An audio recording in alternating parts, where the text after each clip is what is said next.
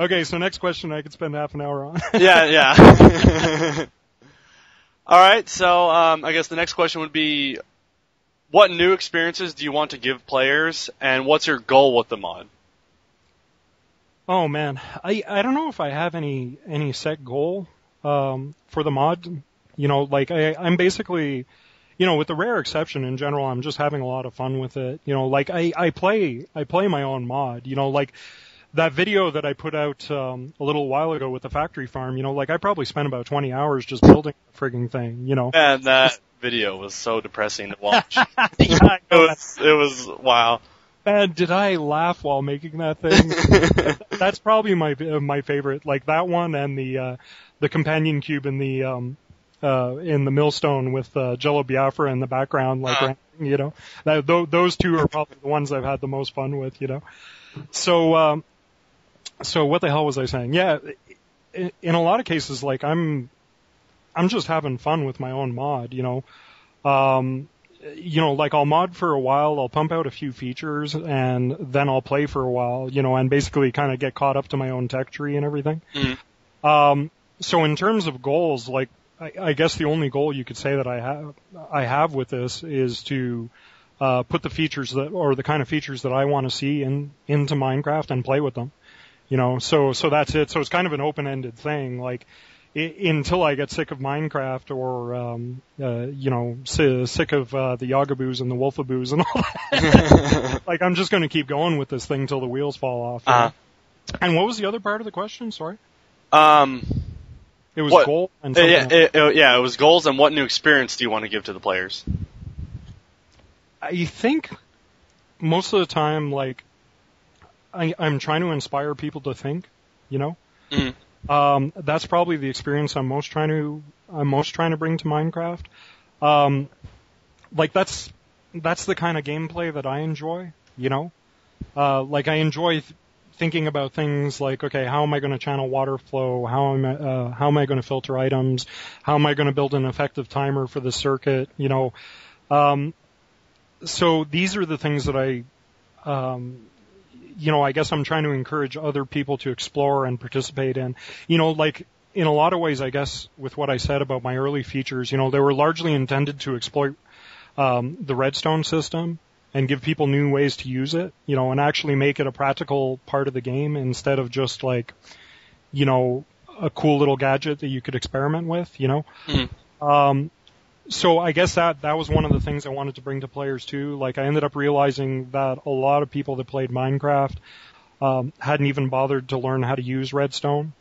So I was trying to bring that experience to them, try to encourage them, like give them cool stuff to do with it so that they would be encouraged to learn it and experience that aspect of the gameplay. I was definitely one of those players for the longest time. Like you said, I was just building.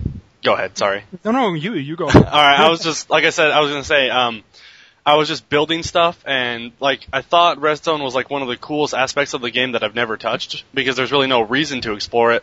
And one of the first things I ever built was this kind of complicated railroad system, but after that was done, there was really nothing outside of that, and then I found your mod, so that actually gave me even more reason to tinker with it.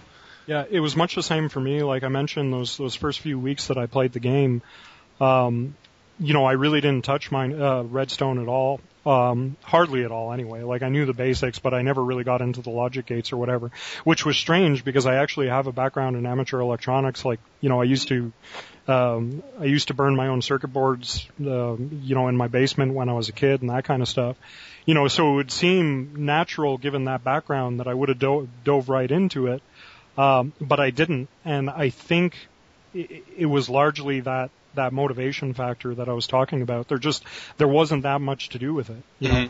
And even making double doors, like it's a frigging trivial thing. Like so many people don't do it just because, they're kind of daunted by building their first Zor or whatever, or XOR. Sorry, I call it a Zor.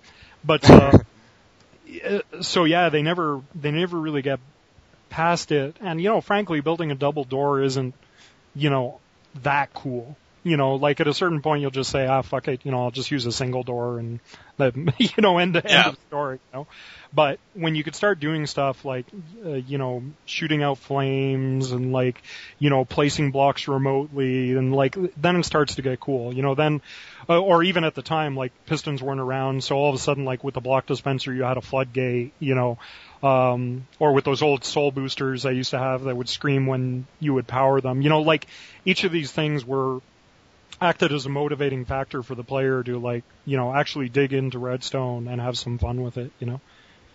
Yeah, you can say it worked actually. Same Pardon for me. You can say it worked. That's the same for me. I never built anything before playing with your mod actually. Oh, it was the same kind of experience for you then? Oh yeah, I only did a double door. Man, that's crazy given the stuff that you're building now. Yeah, no, I was actually gonna ask him if it was the similar thing, and then it's kind of crazy to hear him talk, say something like that, because he's a redstone wizard, I'm pretty sure. Yep, for sure, man. No, not that much, man.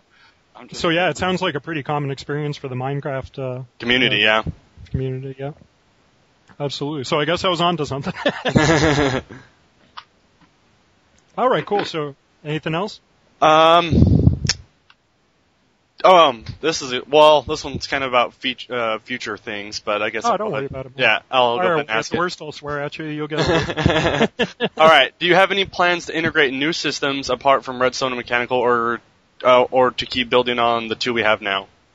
I'm definitely going to be integrating new systems. Like, I won't get into specifics of what they're going to be, obviously, but yeah, absolutely. Like, I actually should have. Well, I guess I can give a little spoiler here, but I should have a new release coming either tonight or tomorrow. I've been going on kind of about the new age that's coming to the mod for a while. Mm-hmm. This isn't going to be the new age, but it's going to be absolutely everything leading up to that point. So it's going to be release 2.9. Like, I don't know if you remember, but when I put out release 2.0, it was the water wheel.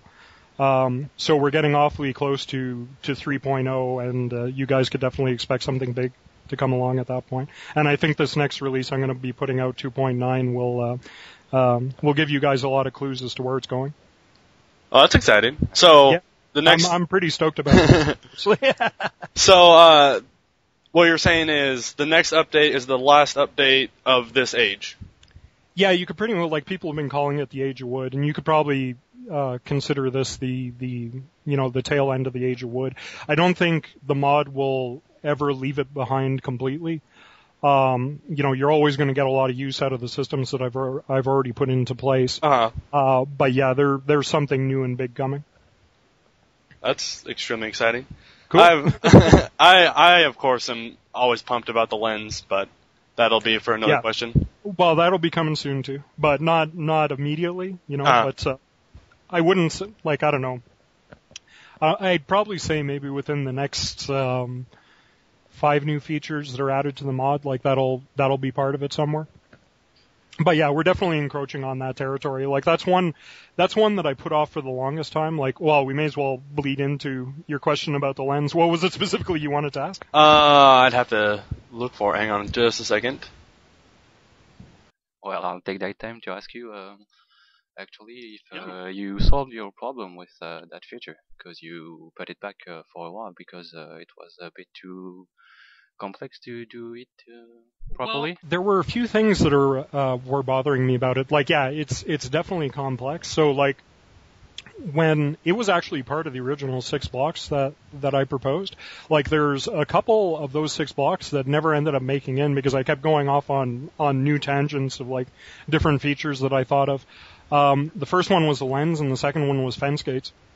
And like right now, I don't even know how much fence gates would fit into this mod because it's become much more technical than that kind of thing. But in terms of the lens, like, I laid a lot of framework for that. I think it was actually I had planned it as the block after the detector block. Because as a lot of you probably know by now, the detector block relies on, like, this invisible block that's sitting in front of it that most of the game treats as air. But, like, from a technical standpoint, it provides me with, like, an extremely fast means of collision detection because it takes, it basically takes advantage of like the existing Minecraft code architecture. Like obviously there are thousands and thousands of blocks in the Minecraft world, right?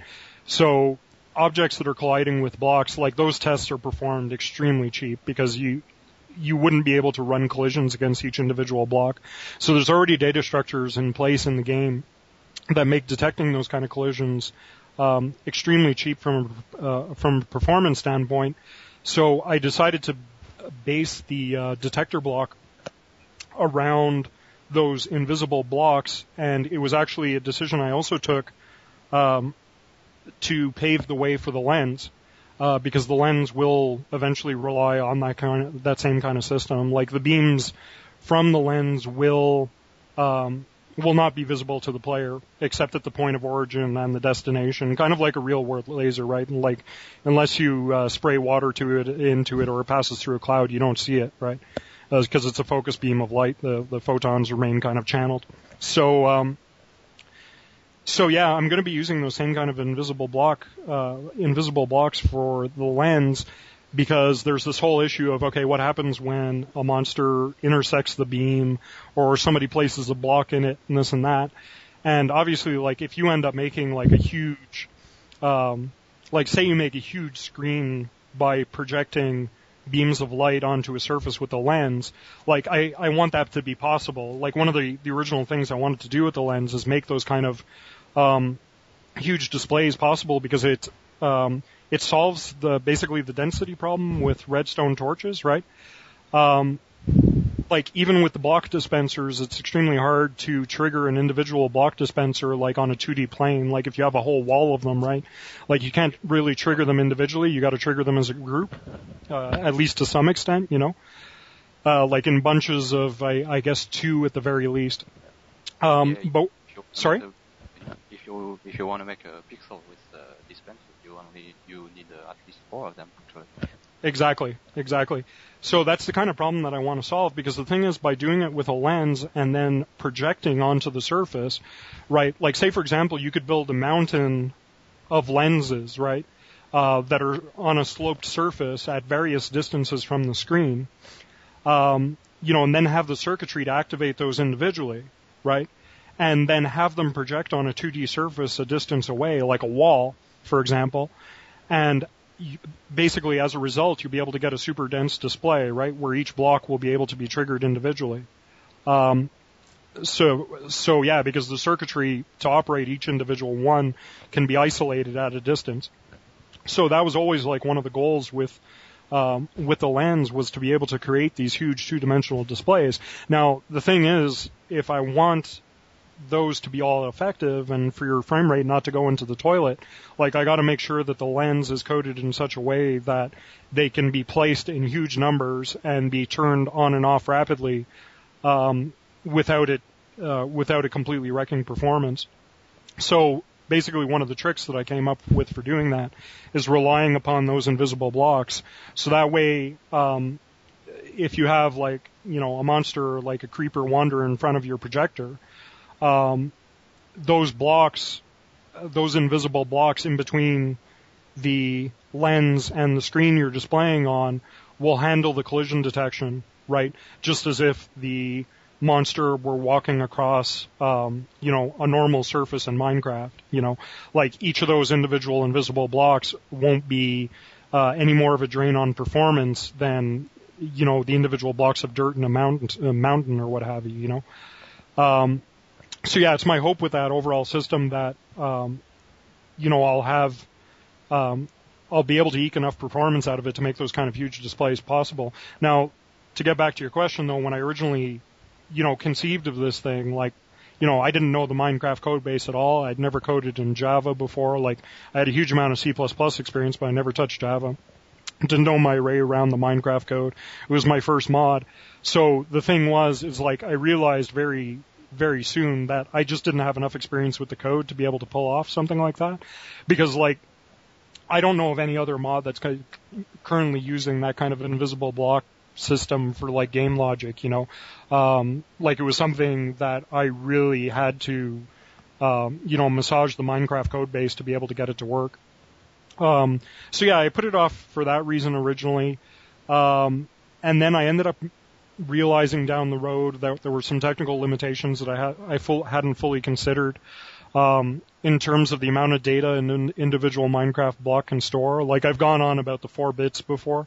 Like, the vast majority of Minecraft blocks rely on only 4 bits of data to store their entire state, right? So you end up seeing stuff like that in, like, the redstone. That's exactly why, redstone can only travel 15 blocks before you have to give it a boost with a NOT gate or a repeater. It's because the maximum number that you can represent with 4 bits of data is 15. Like a 4-bit value goes from 0 to 15, and that's it. Same thing with my axles. Like, they can only go 3 blocks because I'm storing additional orientation information in the block, right? So, they can go along basically any of 3 axes. Up, down, left, right, front, back. So they have to store, okay, which direction am I going in, and then how far have I gone, so they can keep track of, when they run out of power and they're no longer effective. So yeah, you end up seeing that in a lot of stuff. And one of the problems that I ran into with the lens early on was that I also want it to be capable of vertical transmission. Like, I don't want it, which will be another, like, excellent use of it. Like, you'll be able to finally basically beam a redstone signal vertically without a long series of redstone torches, so it'll be a lot more effective for, like, elevator systems and that kind of thing. But because I'm already, like, basically these beams of light have to take into account their orientation because of that. Like, they're always traveling in a specific direction.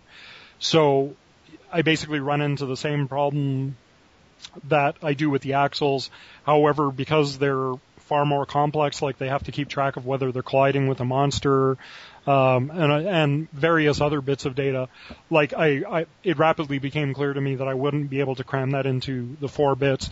And since then, I think I've come up with a solution, but eventually it became clear to me that, like, well, wait a second, like, the whole mechanical system had come along, the mod had developed a tech tree and that kind of thing, and I ended up realizing that the lens was actually much better suited for the next level of technology. It'll be in the mod, which may give you a few hints as to what the next level of technology is, but that's cool.